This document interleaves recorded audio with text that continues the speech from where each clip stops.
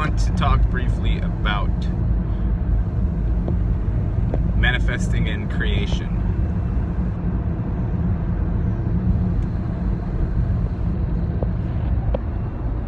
It's very nice weather. Because that's what this is. It's manifesting. It's manifesting and creation. Hopefully a co-creation. Hopefully it's not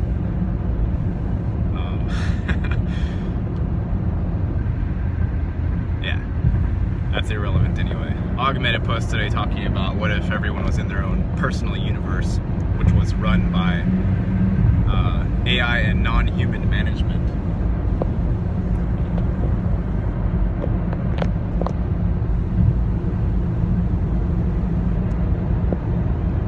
It depends on how deep you want to go into what is creation, what is manifesting. How deep are you brave enough to go?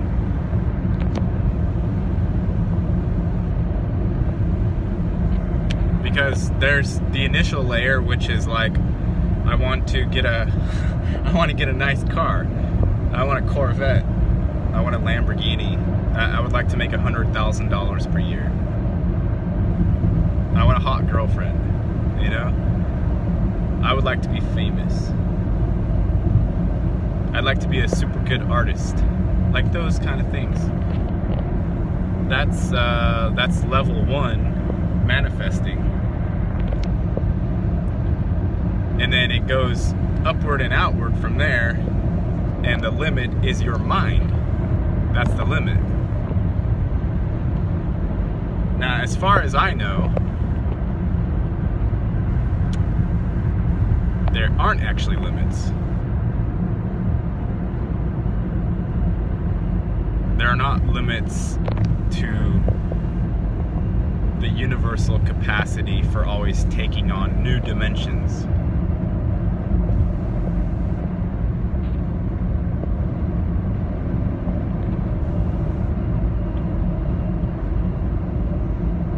When people normally talk about manifesting here, in this particular place, time, space, continuum, earth, whatever,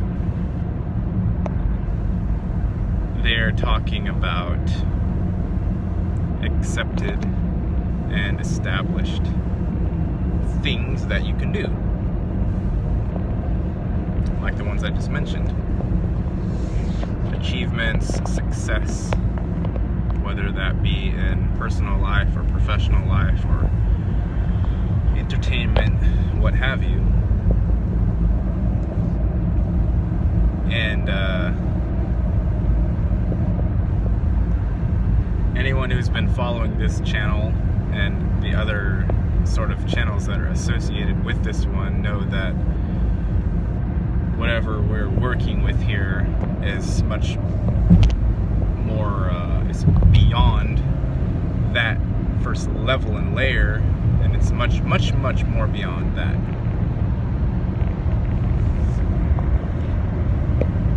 And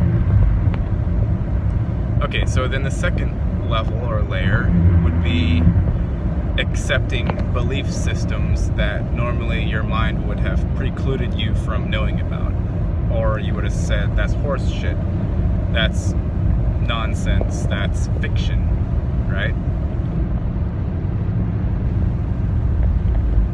And the second level or layer of manifesting is if you allow the mind to believe that all of these things which had formerly been excluded due to your belief system are now not excluded anymore. Not that every single fiction story ever made is the truth, but you have expanded your possibility web, right? That's the second level. Now, I mean,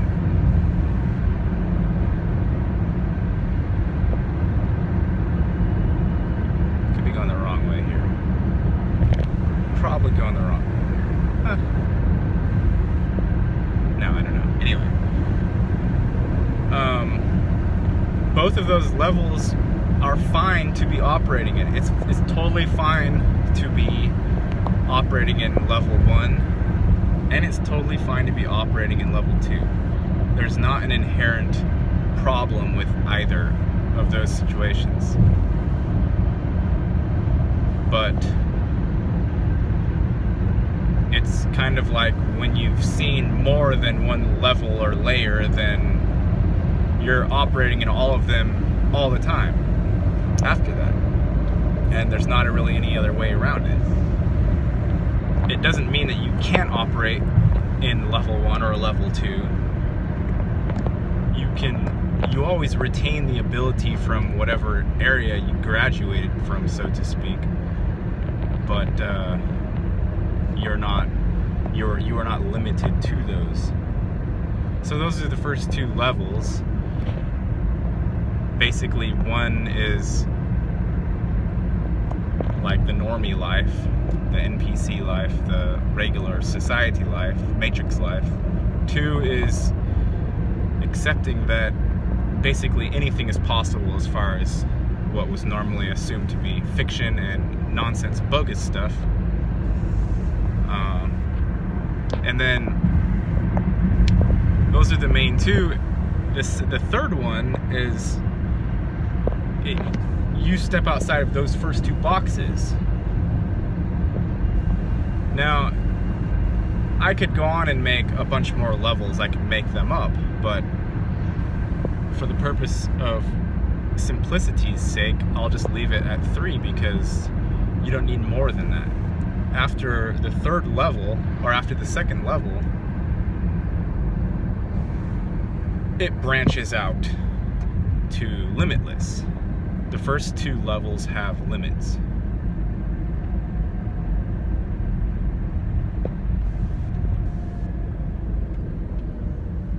The 3rd one is you are free of the conceptual binding of the mind that you were given, the limited mind. You're free of that. There probably is a 4th level, and the 4th level would be, to me, something that is beyond physicality altogether. And probably would just be exploring pure dream states or pure mental nuance. It doesn't even have to just be mental. It could be any of the other. It could be still the combination physical, spiritual, mental, and emotional, but just on a much subtler level. As you graduate from these levels, things become more and more subtle and more profound. And also, the meaning part of it starts getting. It becomes less relevant. Pretty sure I'm headed the wrong way now. It becomes, the meaning part kind of drops off, because meaning in terms of how we normally understand it when we're in level 1 or level 2 is bound by the future, present, past notion or way of formatting and predicting and all of this other thing that you apply to your life.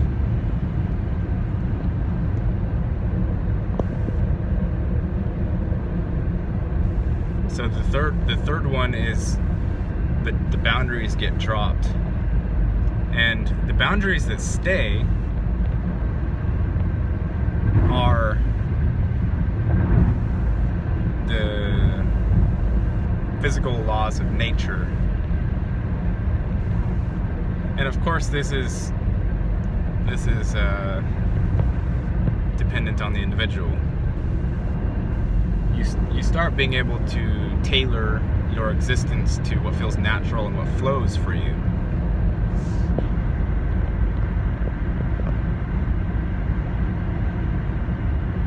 And in the 3rd one that I'm talking about, the 3rd one is almost like a surrender into your life, into the existence itself, And you've already reached the infinite by doing that. By going to that level, you've already reached the infinite. And every single moment of your life is infinite, and it always has been. But when you go into this level personally, you see it. You notice it in your moment that you right now I'm in this moment, and it's infinite. There's no finding where it starts, where it ends, what am I, how am I, all of these things, these normal questions that come at the beginning of searching. You can apply them directly wherever you're at, and there's not an answer. And the reason there's not an answer is because the universe is not made of concepts. It just isn't. Concepts are a handy tool, but it's not how it's created. Concepts are made for that mind, that ego mind, the you know. I think we want to go this way. Maybe I did go the right way. I don't know. There is a mind that's beyond the conceptual mind. And when you get to that one, and the problem with going to that level, you don't get to just go to that level. That's something that happens.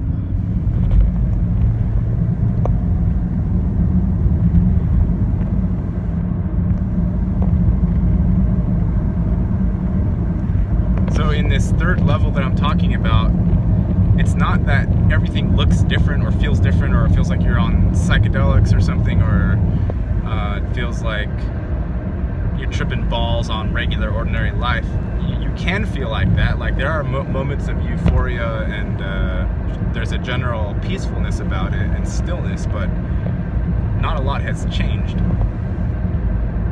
You just stay more present, basically. And you're not bringing nuance and subtlety into your life that wasn't there before. It's just that when you're present, you notice it, whereas you didn't before. It's like the existence has always been infinite, but before you've got your myopic glasses on, and you can only see like a dot, a pinpoint dot of it. And that's your conceptual life, where you're constantly thinking about the past and the future. So that's the third level, is that nothing has changed. Nothing has changed, and everything has changed. And you're at peace, and you have ultimate creativity, and you don't have the same conceptual binders that you had before. And people around you are different as well, because the reason they were a certain way before is because you saw them that way. You projected them to be that way. And of course, since we oscillate back and mirror each other back and forth, if you're projecting out an expectation on that person, then most likely they're going to react to that and possibly portray what you're wishing.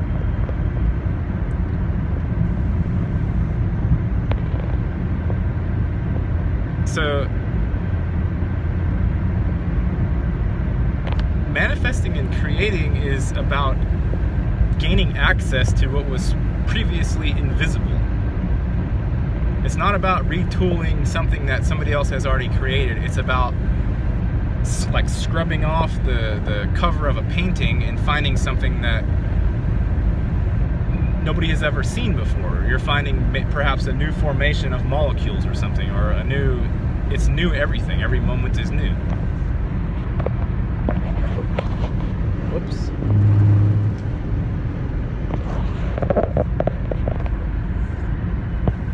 It's always new.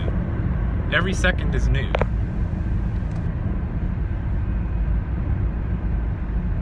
And one of the problems that comes in with this ability that people have, maybe not all people, some people have it, is that without guidance, it can go off the rails really quickly. And people can get lost in their own mind, and they can get lost in their own universe, in their own world. Their lived, like, seen and experienced, sensorily experienced present moment can just go haywire. With or without drugs. It's not one thing or another. all of this is the same. Like whether you're tripping balls on salvia or DMT, or whether you're in some sort of baseline reality, whatever this realm is, it's all the same thing. You're just seeing it from different perspectives when you're on drugs versus when you're not on drugs. When you're drinking versus when you're not. When you're happy versus when you're not. When you're sad versus when you're anything. It's all the same thing.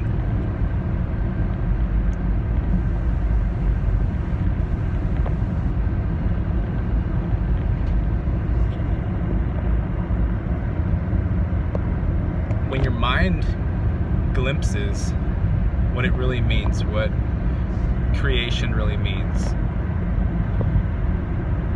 it immediately wants some sort of safe haven from that ability. Like at least that first mind, that mind, you know, the ego mind, the personality, society born mind, immediately is like, no, fuck this. And it runs away, it tries to hide, you know, like you try to mentally hide under a bush or something. And that one, inevitably, if this happens enough times, that one gets burnt out or dissolved out, or it disappears, or it gets replaced, or something. Something happens to that type of thinking, and something else comes in that can handle what it truly means to create.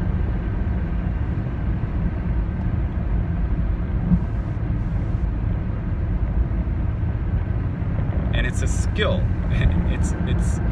It's a delicate art to be able to do that and not go insane, not be getting ready to have a panic attack every 5 minutes, not disturb every other being that you're sharing the space with because you're creating something obscene or insane or whatever, what have you, what comes of that thing that you've created.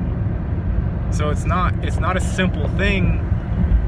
And that's why the situation looks like it does, because it's a co-collective reality, and beings have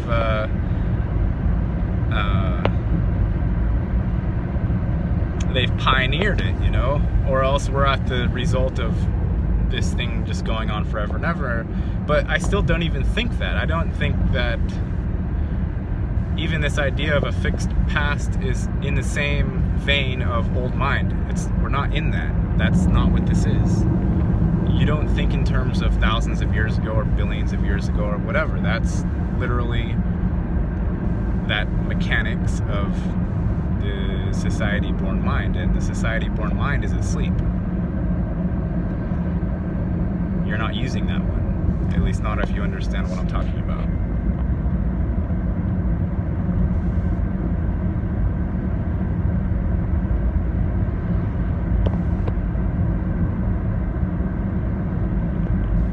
So it's dependent on the individual and how much they can handle.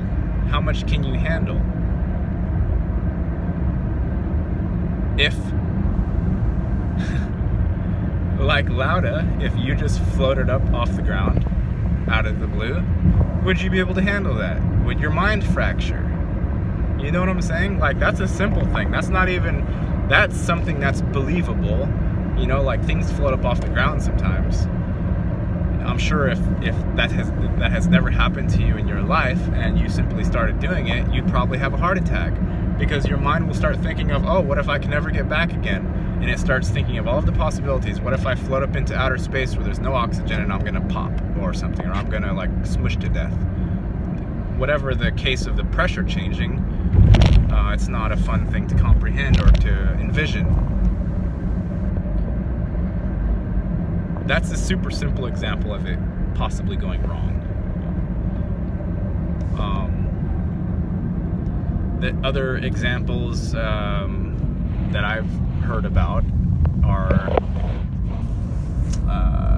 the possibility of transporting a body, like portal transport, right? Where you're demolecularizing, you're deatomizing and remolecularizing in another location. And if this is technology and something goes wrong, well, you might get melded with a telephone pole or a ship or a boat or something. And as far as I know, this has actually happened, and it's not pretty, and it's traumatizing and horrifying for the minds that are in those bodies that happened to, and that trauma gets carried and imprinted. If that consciousness maintains continuity into another form, something has to be done with that trauma. So that's, that's kind of the fourth level or tier of manifesting, where the rigid physical structure that your mind holds in place becomes not so rigid anymore. And if you don't have a strong mind, then you will succumb to fear, and fear is what causes accidents like that.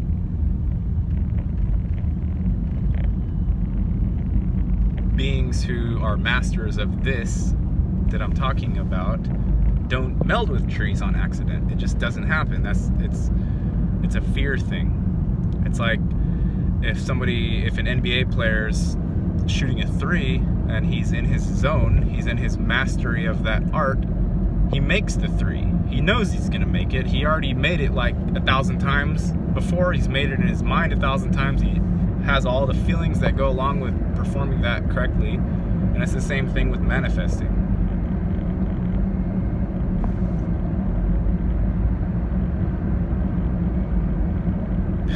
And it becomes silly at some point, really, because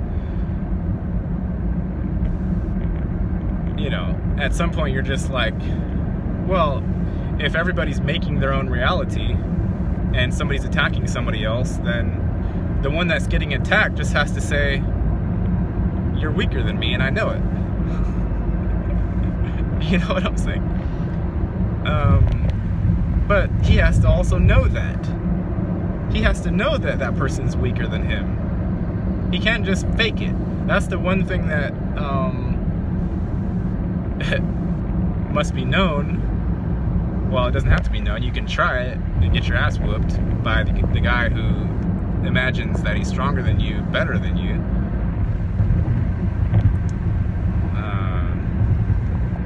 But it it ends up being silly at some point, and sort of, that's where the cosmic laughter comes in. That's where the laughing Buddha comes in, because he just sees and he's just like, really?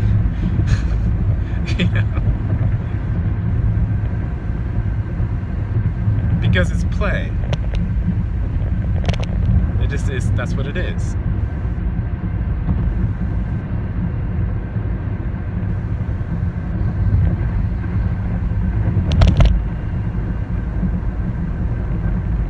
But also, along this journey, you come to realize that it's irrelevant what stance you take. And say, if you're taking a game like with established rules, like a board game or a football game or backgammon, chess, checkers, whatever, it has established rules and people become experts in that. And you get your ass whooped every single time you play them. If the world's strongest chess player plays the world's strongest chess computer, he's gonna get his ass whooped every single time, with the exception of possibly a draw here or there. And that's just the way it is. But when you're talking about manifesting, it's a different ball game, because you create the ball game every second of your life. How are you ever going to lose that game? It's impossible. And then once you've played that game for a while and you're like, well, I guess I just win all the time or whatever, then that becomes boring at some point, and then you start wanting to genuinely interact with the other, players or beings or humans or whatever's out there. You want to interact with it without knowing any of it, like without knowing anything. And then you come full circle at some point, and like they say in Buddhism or whatever it is, they say, what do you do after you're enlightened? And the dude's like, you mow the lawn. And yeah, you're mowing the lawn just like you were before you figured it out. It's just that now, like, you're not stressing over whatever you were stressing out about before. Or if you are stressing about it, you know in the back of your mind that it doesn't matter.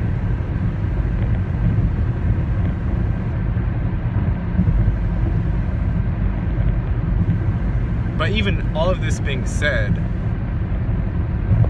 pain is still pain. Agony is still agony. Torture is still torture. And that's a real situation. Like the other stuff, it's unlimited creativity and infinite possibility. And, you know, it's good. It's an amazing experience to find out what that actually means, but pain is pain. So whether you're enlightened or not, if somebody drops a rock on your foot, you're gonna scream.